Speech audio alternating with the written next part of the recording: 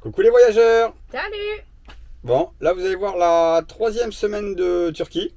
Oui, ça passe vite, déjà 3 semaines et ouais, ça passe vite. Ouais, ça passe vite. Et dans les faits, je pense qu'on va pas rester un mois, on va rester un peu plus parce qu'on a encore un bon bout à faire en Turquie.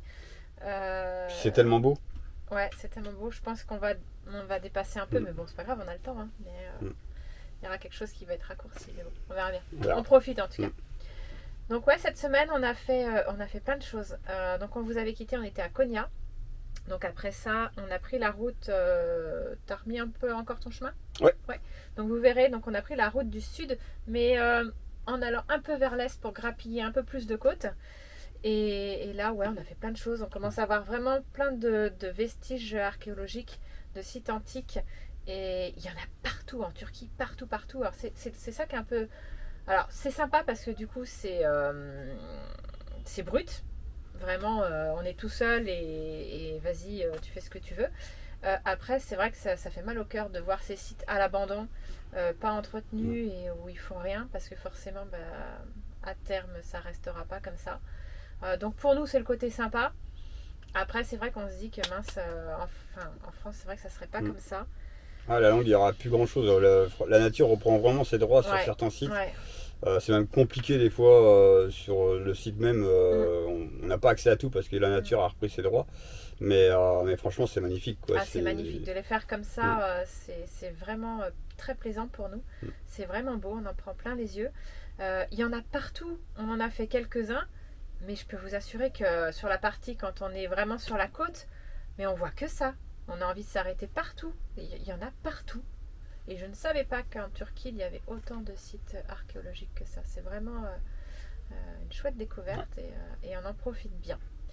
Donc on va vous laisser découvrir tout ce qu'on a fait. Il y a des chances que ça vous donne envie parce que Ouais, franchement, c'était vraiment... vraiment... c'est top. Ouais, c'est vraiment En beau. plus, là, le temps est quand même assez correct. Ah, on commence à vous verrez, je crois qu'il y a des vidéos où on doit être en t-shirt. On n'est pas loin du vin et quand il n'y a pas de vent, il fait chaud. Ouais, vraiment. On n'a pas encore sorti les shorts, mais moi j'aimerais bien qu'on les sorte. On va attendre un petit peu, mais ça devrait pas tarder. Si ça continue comme ça devrait pas trop tarder.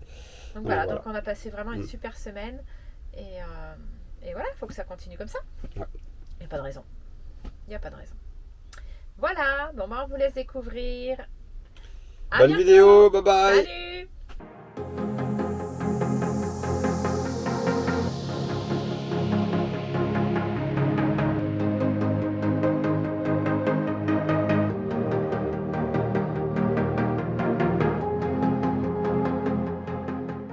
Alors ce mercredi 17 en fin de journée, il est 17h, on arrive sur la ville de Konya. Alors le but étant de se brancher, il y a un peu une aire de camping-car, on va appeler ça comme ça je pense, je sais pas, c'est un parking, où il y a tous les services et où l'on peut rester 3 jours gratuitement. Le but étant que les filles travaillent le CNED. Parce que c'est vrai qu'elles ont accumulé pas mal de retard, donc on va déjà faire une première pause de 3 jours pour qu'elles puissent rattraper un peu le temps qu'on a perdu. Voilà. Et voilà, on a repris la route donc après ces 3 jours d'arrêt sur l'aire de camping-car à Konya. Et puis là, on est parti, il était quoi je sais pas, un peu plus de 4 heures. Et on a pris un spot pas loin, on a roulé une petite demi-heure. Et donc là, on va sur le parking d'un musée archéologique. Comme ça, demain, on pourra faire le musée archéologique. C'est gratuit pour une fois. C'est rare en Turquie, donc on prend. Apparemment, c'est sympa à faire. Alors, même dans les tout petits villages, chaque petite ville a sa mosquée, voire plusieurs. C'est fou ça. Et en ce dimanche matin, on commence il est 10h et on commence une petite visite dans un musée archéologique non loin de Konya. On est à une bonne demi-heure de Konya. On a passé la nuit sur le parking là-bas. On avait demandé l'autorisation, donc il n'y avait pas de souci. Et donc là, on est sur un site archéologique qui est toujours en cours a priori et qui doit être financé par l'UNESCO parce qu'il y a il y a le sigle de l'UNESCO partout. Donc voilà, donc il y a une partie musée, il y a une partie où on va accéder aux fouilles. Ici, c'est le musée de Çatalhöyük.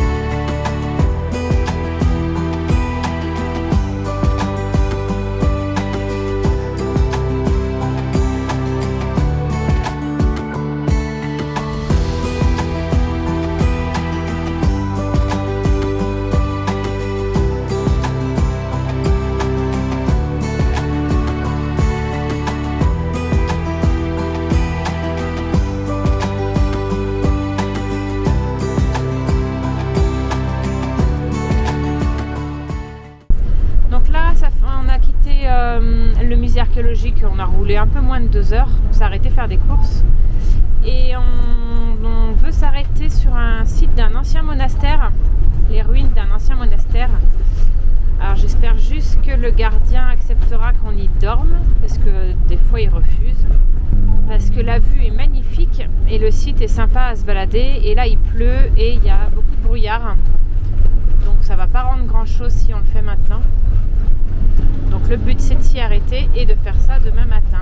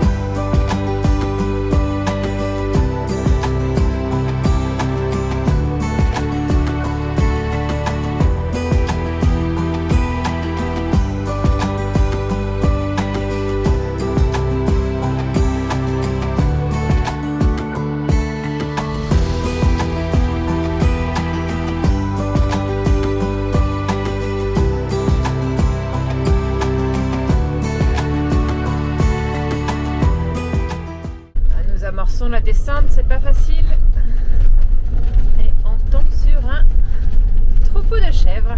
On les fait courir un petit peu pour faire l'exercice du jour. Il y en a paquet dans la montagne en face. Hein. Oh là là.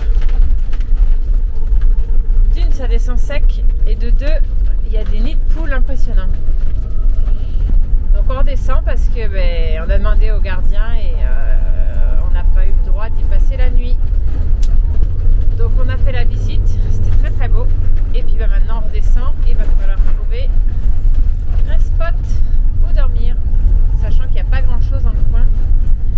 Et coucou. Bon, ce lundi 22 janvier.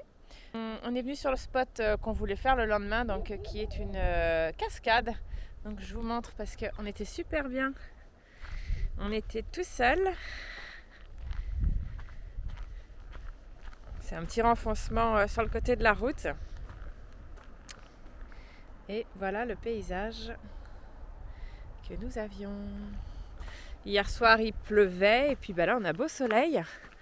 Et là on est parti pour aller se faire une petite rando pour descendre jusqu'aux cascades. Alors il y aurait 1 heure de marche pour les atteindre. Donc nous on sait qu'on met toujours un peu plus, donc un peu plus de 2 heures aller-retour. Clara est restée au camping-car, elle ne se sentait pas en forme. Donc elle va mettre à profit ce temps pour travailler normalement. Et Léa était motivée ce matin. Voilà. Hier sur cette route, on a vu une horde de sangliers traverser. Au bout, il y a un berger avec toutes ses chèvres. Donc voilà, le décor est sympa. Bon déjà presque 1 heure de marche pour arriver à l'entrée. Voilà, bienvenue à la cascade de Järvopru. Je sais pas si ça se dit comme ça, mais bon. Järvopru.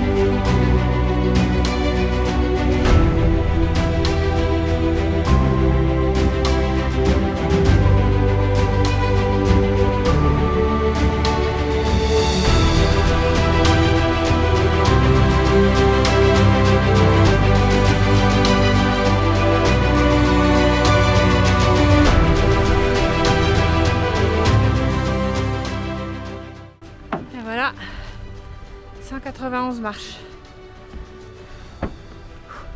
Voici mon état après. Je suis morte. Waouh.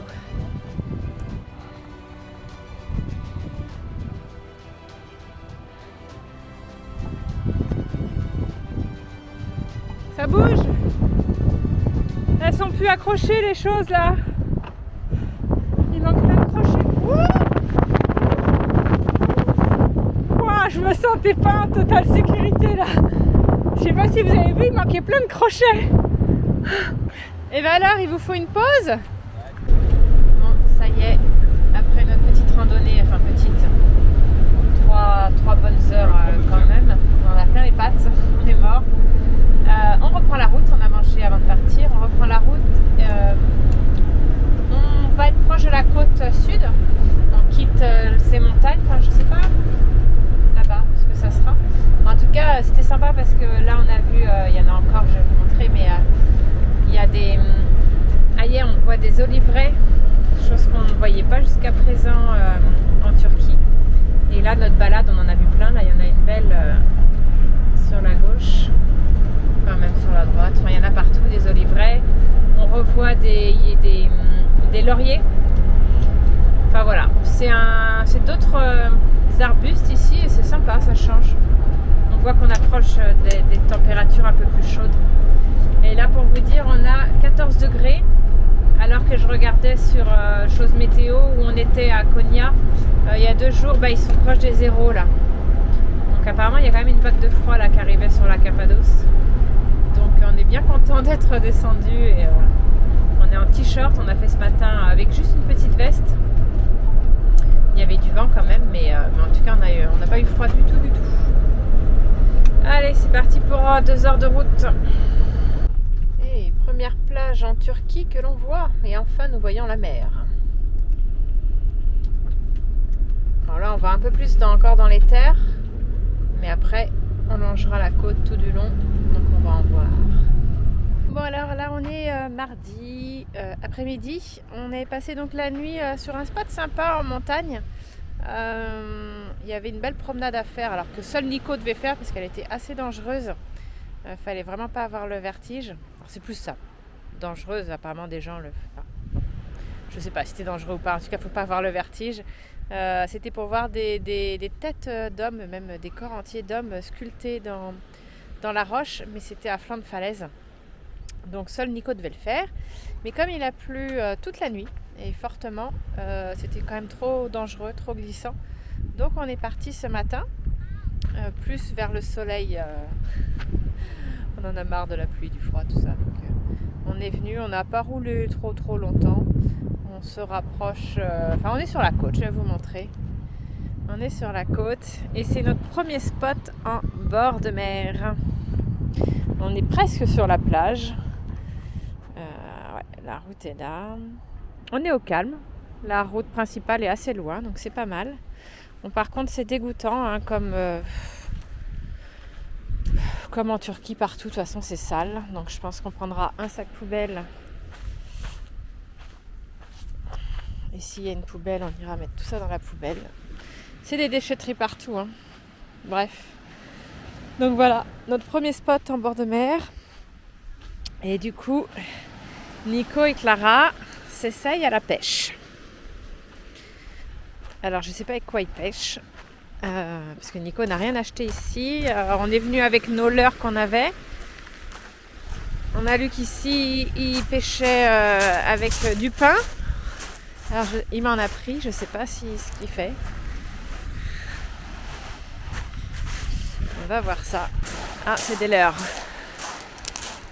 Alors les pêcheurs, et vous? Carrément en t-shirt, Nico? Ah ouais, c'est moi.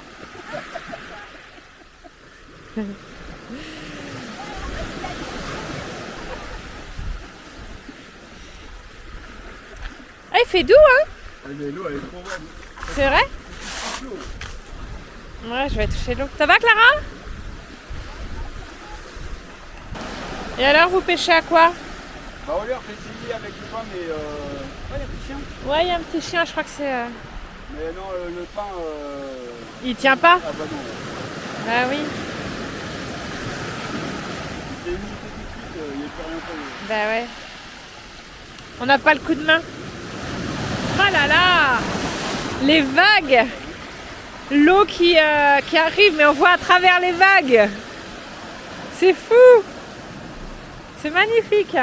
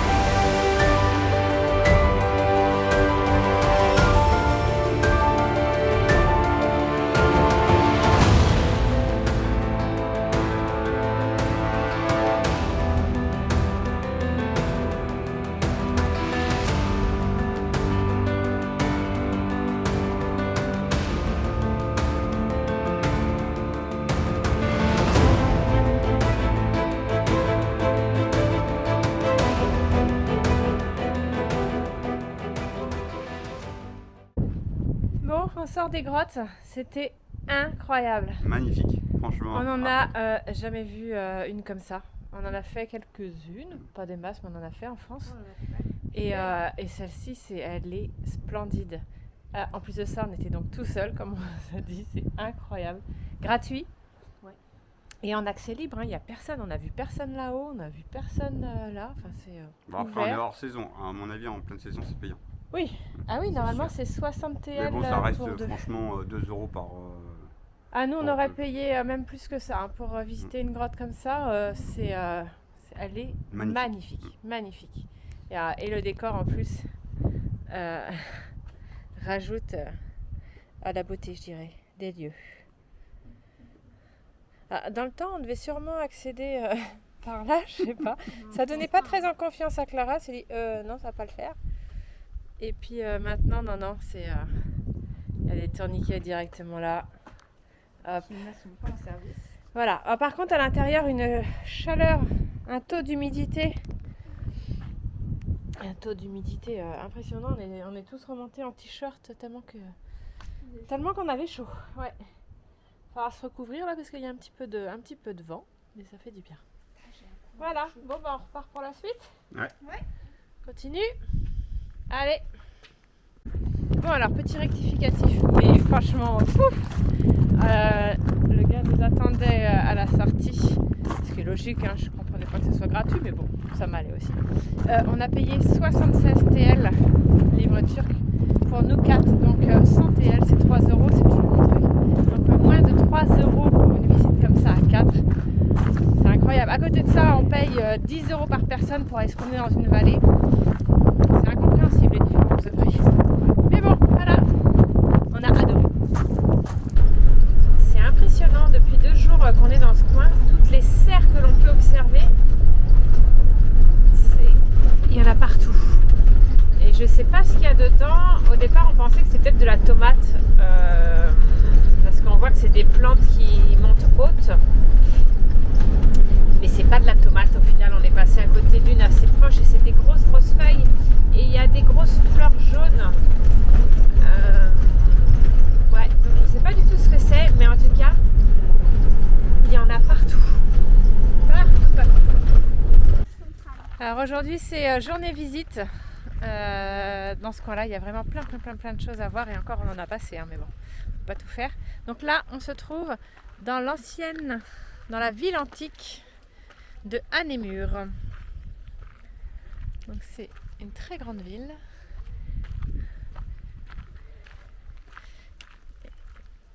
En bord de mer. Voilà. Donc là, la visite est pas excessive, elle est à 60 TL par personne. Donc on en a pour nous 4, encore une fois, moins de 10 €. Donc franchement, ça, c'est correct, je trouve.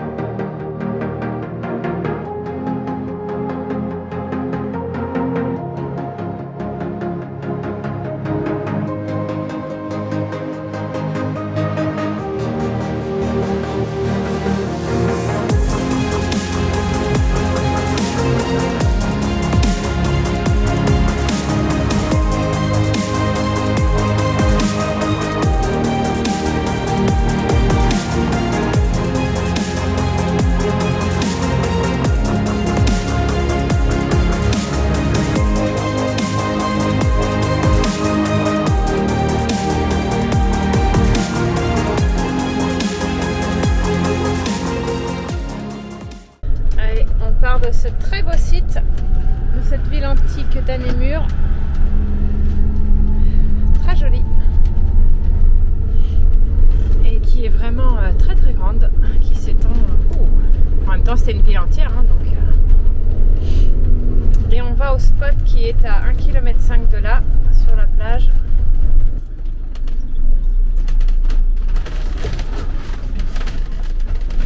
On a un 4x4, on vous a pas dit. Il y en a une qui s'est isolée pour travailler. On va la voir quand même. Pas l'embêter, mais bon. Hello! How are you? Franchement. Travailler, tu bosses quelle matière? L'histoire. Ah, bah, en plus. C'est pas mal, hein? Franchement. Bosser l'histoire dans les ruines de je sais pas quoi. Ouais, non, c'est beau. C'est beau, c'est beau. Bon, bah écoute, bosse bien. Coucou. Alors aujourd'hui, vendredi 26, vous allez passer de mercredi à vendredi. La journée d'hier, il n'y aura pas de vidéo. On n'a rien fait dans les faits. On est parti de la plage où on était là. Et puis on a voulu faire des ruines antiques. On est descendu et puis il y a 3 gros chiens qui sont arrivés, mais pas gentils sur nous, enfin sur le chien. Donc du coup on a fait demi-tour camping-car parce que même dans les bras ils nous suivaient, ils voulaient sauter et tout. Donc on n'a même pas fait ça. Et après le temps s'est dégradé assez vite. Il s'est mis à pleuvoir tout l'après-midi, même orage le soir. Donc on a juste rouler un peu plus de 2 heures. On continue notre montée sur Antalya. Et puis on s'est posé et on n'a pas fait grand chose. Voilà. Donc aujourd'hui on a repris la route, le temps est meilleur. Et puis on va s'arrêter, alors si on arrive à se garer parce que j'ai pas vu de parking, mais il y a une belle cité antique à faire qui est en ruine bien sûr, c'est antique, qui est dans la Pampa, dans la montagne. L'accès est difficile apparemment, mais elle vaut vraiment le coup, elle est belle, il y a un grand amphithéâtre, il y a des colonnes, enfin il y a apparemment des photos que j'ai vues, c'est vraiment très beau. Donc c'est à un peu plus de 2 heures de route. Et puis après on prendra la direction d'Antalya, donc on aura encore une bonne heure de route a priori. Et on ira sur l'aire de camping-car, se poser un petit peu, faire des lessives. Voilà le programme de la journée. On va voir si on le tient, si ça se passe bien. Voilà. Alors, on est arrivé à 13h sur le site de la ville antique de Selekeia. On a mangé vite fait avant. Et puis maintenant, on va à la découverte de la ville. Alors déjà, on a pris de la hauteur.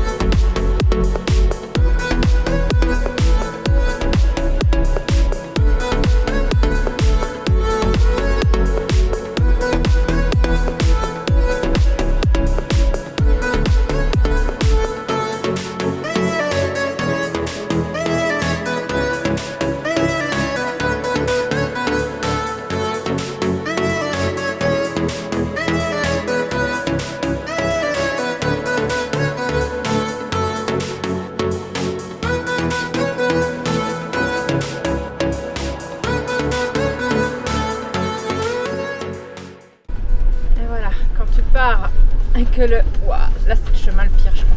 Ouais. Et que la route, faut pas que tu croises quelqu'un parce que c'est à peine assez large pour le camping-car.